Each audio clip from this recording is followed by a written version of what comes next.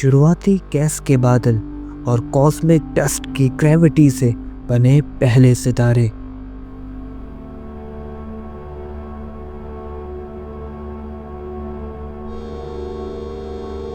Gravity का काम बस इतना ही नहीं था, बल्कि इसी ग्रेविटी ने मुख्तलिफ स्टार सिस्टम्स को जोड़ के रखा, वास्ट गैलेक्सीज की शक्ल में। जैसे जैसे वक्त बढ़ता गया, कायनात की इवोल्यूशन होती गई और खुद में पैदा किए एक्स्ट्रा ऑर्डिनरी वंडर्स।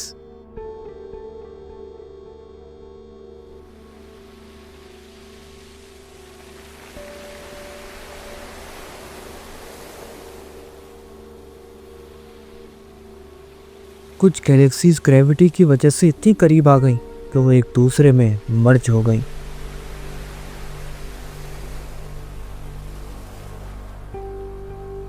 क्या ये खूबसूरत नज़ारा होगा वो।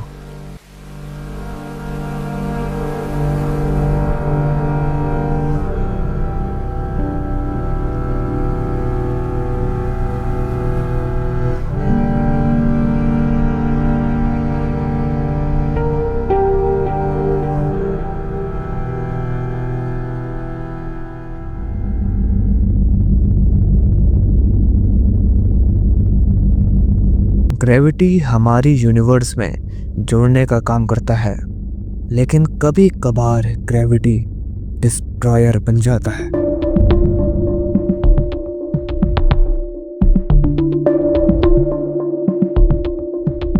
जब एक सितारा जिसका मास हमारे सूरज से 15 गुना ज़्यादा कोलैप्स हो जाता है और जो भी मैटर उस सितारे के बीच में होता है वो क्रश हो जाता है, बिल्कुल एक अंधेरे खालीपन में, जिसे बोलते हैं स्टेलर मास ब्लैक होल।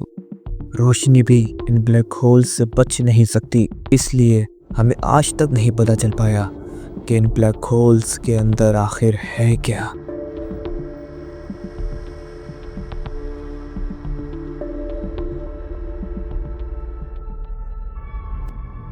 अपनी पूरी लाइफ में फ्यूल और एनर्जी से ही चलते हैं, लेकिन जब उनके अंदर खुद से एनर्जी पैदा करने की ताकत ख़त्म हो जाती है तो वो फट जाते हैं।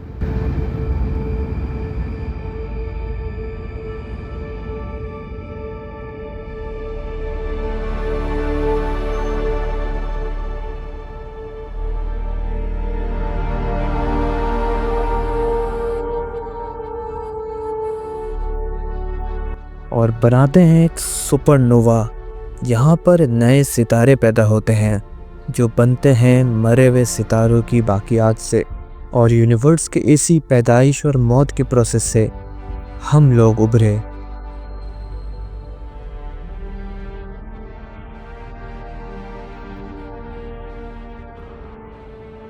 ऐसे ही किसी नेब्यूला में 5 अरब साल पहले हमारा सूरज पैदा हुआ।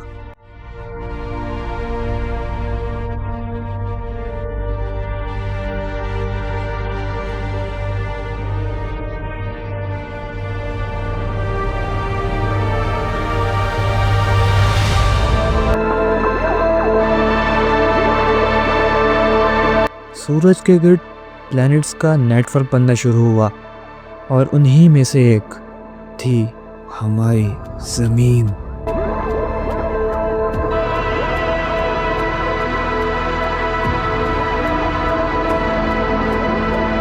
एक डिब्रीज हमारी ज़मीन से आके टकराया, जिससे बना हमारा चांद।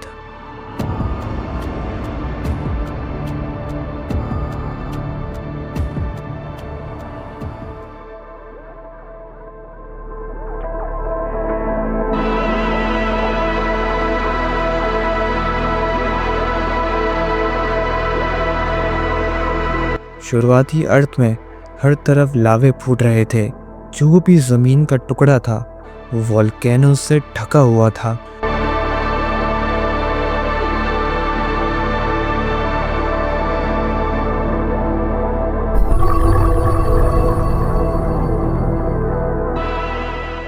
लेकिन समंदर के गहराइयों में लाइफ पनपना शुरू हो गई थी।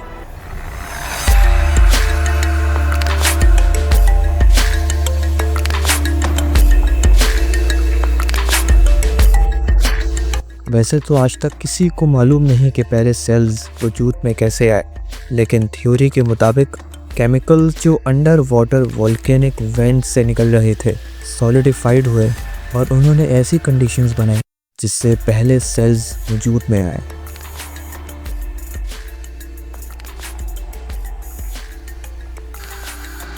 तीन अरब साल तक सिंपल माइक्रो ऑर्गेनिजम्स ही हमारी ज़मीन में राज कर रहे थे और ये उस वक्त लाइफ की सबसे एडवांस फॉर्म थी।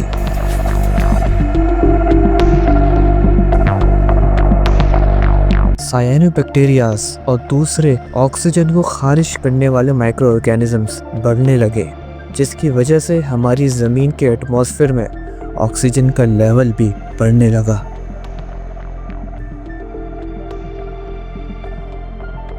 और इसी ऑक्सीजन के राइस ने दिया उरूज एनिमल किंगडम को।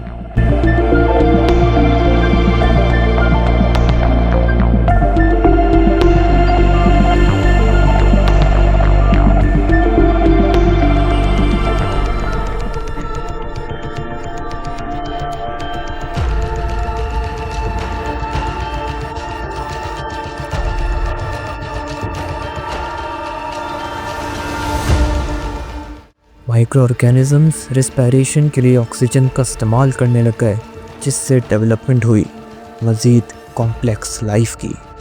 इससे पहले कि मज़ीद कॉम्प्लेक्स लाइफ उभरती, हमारी ज़मीन को एक ख़तरनाक आइस एज ने घेरा।